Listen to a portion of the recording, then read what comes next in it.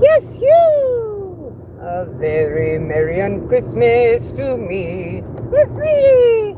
Merry, merry on Christmas. A merry, merry on Christmas. A very merry on Christmas to me.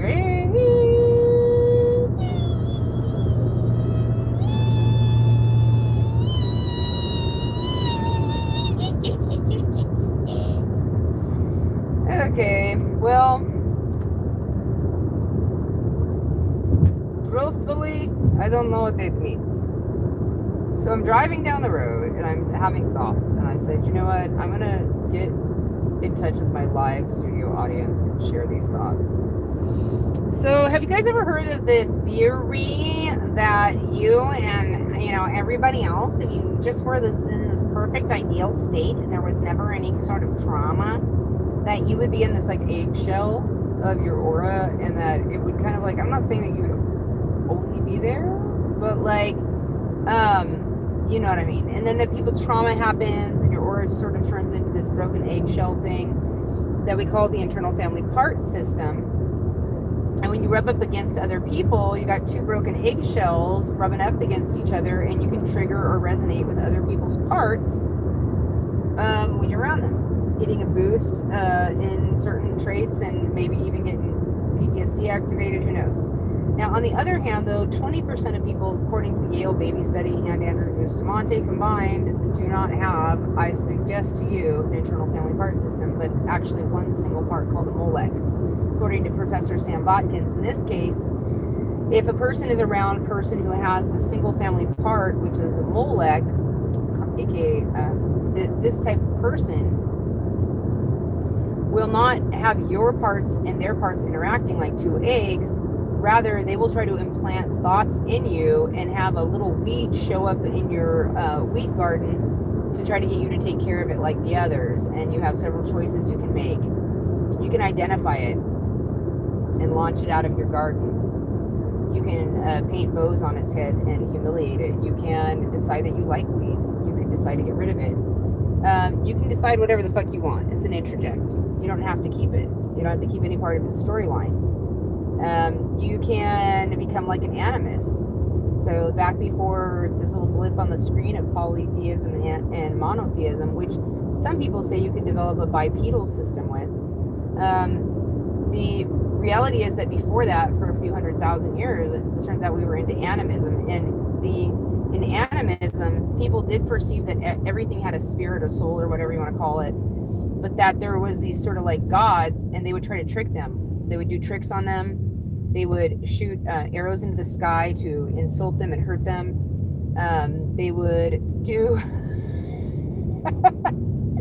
And now, from Egypt and all these other times on, you have people who are like bringing offerings to the gods, putting little statues of them up, lovingly painting statues of them. And here, for hundreds of thousands of years, animists were tricking the gods, arguing with them, shooting fiery lightning bolts into the sky to send a message about how they felt that day, just to hurt your feelings, if nothing else. And so my theory is that they were actually arguing with the narcissists within their culture, and that's how they were holding back the culture of narcissism as we know it, was through their arguing with the gods. They're tricking the gods, firing arrows to hurt their feelings. And that one day, polytheism, as people started to settle into cities, polytheism started up, and then about 10 grand years ago, and then monotheism is the natural output of polytheism, because it's like the natural logical explanation. The problem is that this like system sucks. Like, people live for hundreds of thousands of years in animism, and it's like, it's okay if you still have access to animism, and then you can like shift to a polypedism, where you're on animism on one side, and you can play with your monotheistic movement dolls that have movable joints and do what you want when you're goofing off on the other side, maybe. But like, you don't want to get stuck with it, because it's on its own, it's not worth anything. It's only worth something with the other thing being there and it never being dominant. And so it's like, yeah. Questions? Hi. Hi there. Oh, it's exciting. There's people on our channel. Oh my gosh. Who is it, Charlie? I don't know. Let's go see. There's far up down. It could be Dead Wolf. He sometimes will tune into my channel and then he'll say, it's all three of me here. Because he has 3 channels. It could be. Now we're down to 1. It really could be Dead Wolf. That's Dead Wolf Resistance 13 if you want to go look his channel up. He can chop a milk carton in half like it is nobody's business while on a lawnmower. While on a moving lawnmower. He can throw an axe. Do you guys remember the Old West show that hit the road many years ago with Billy the Kid and Calamity Jane and everybody else? Okay, aren't those fun times? Okay, so what about circuses? Remember circuses? Do you remember the freak shows when people who had like beards and 2 heads could get on a train with a bunch of other people and they were having the time of their life and getting rich? And when they said the freak shows were unethical and shit, all the people who worked at the freak shows gave interviews later saying that they ended up being prostitutes and abused and having all this bad stuff happen to them because the freak show was closed, and that they never had companionship and respect like they did it when they were in the freak show. So it was like really not to help them out in any way, shape, or form. So what if we got the circus freak show going again with a country west, Barnum and Bailey, but like in a Western style, and we get a whole slew of people. I have this property I've had my mind on for a while. Okay, now I'm going to sound like a crazy person if I tell you this, but I'm going to say it anyways. Like, so 10 years ago, approximately, I'm driving around in Big Bear, and there's this area, you go look it up, it's called Gold Mountain, okay? It was also called Bellevue at one time, and there's a little camp out there, roads, you could pave the roads, the whole thing, okay? But I didn't know it was there at that time. I found out like 8 years later.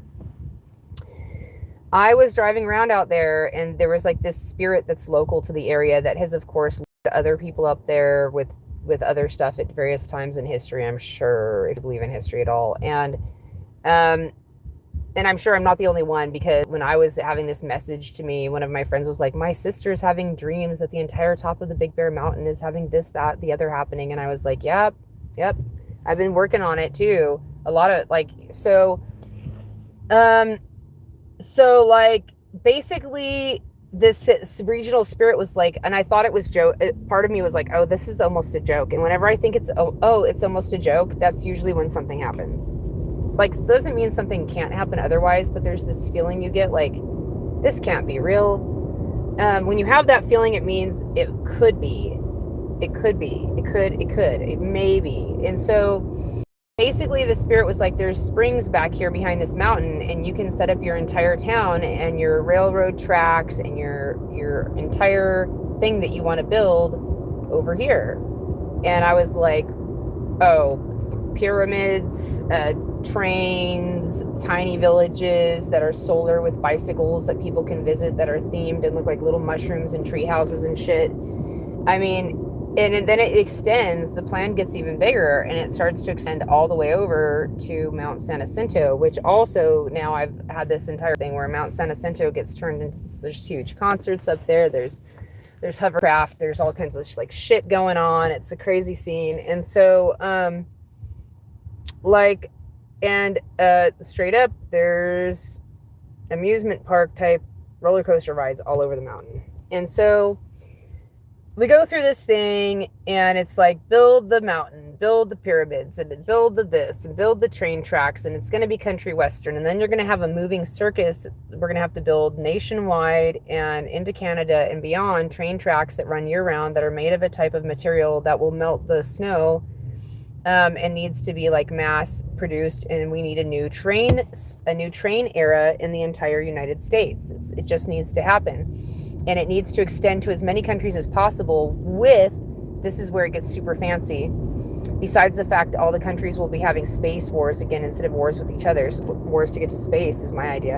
And then what you do is you need to create a ferry system where people can actually, when they hit the edge of the train system, they can jump on a boat, a really well done multinational boat that will take them so that they can take the train, and the other countries can build their version, the train, and it maintains the standard worldwide. And even though we don't have to have a one world government per se, we could eventually have the train tracks go across the sea and have different countries participate, so that you're in a neutral zone when you're in the train track area, or where the train track's set down, or in the train track ferry.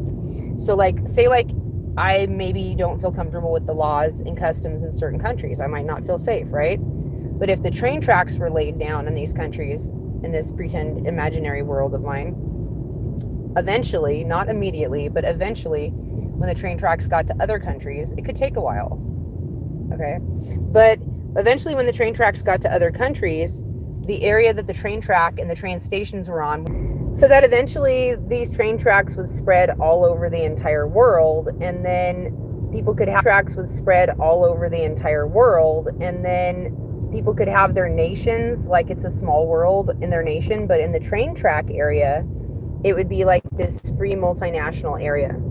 And then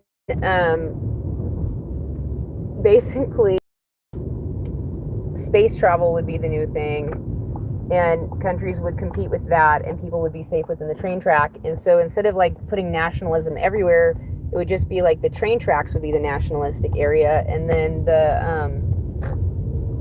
then I would make a circus that would try to explain like what the religions of the world have actually believed, that they were teaching people, and from different perspectives. But that would be a kind of circus that would break people's hearts and make them cry so hard